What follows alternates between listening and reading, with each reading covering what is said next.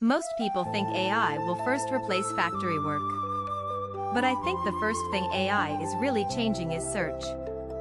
For years, whenever we had a problem, we opened a browser, searched page after page, clicked through ads, compared different websites, and still often ended up with confusing or useless information. Now that habit is changing fast.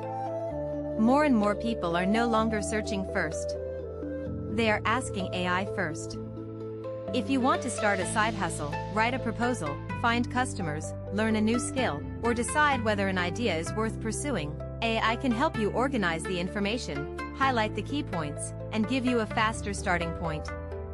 That sounds like a small shift, but it really isn't. The people who learn to use AI as their personal information gateway will move faster, decide faster, and act faster than everyone else.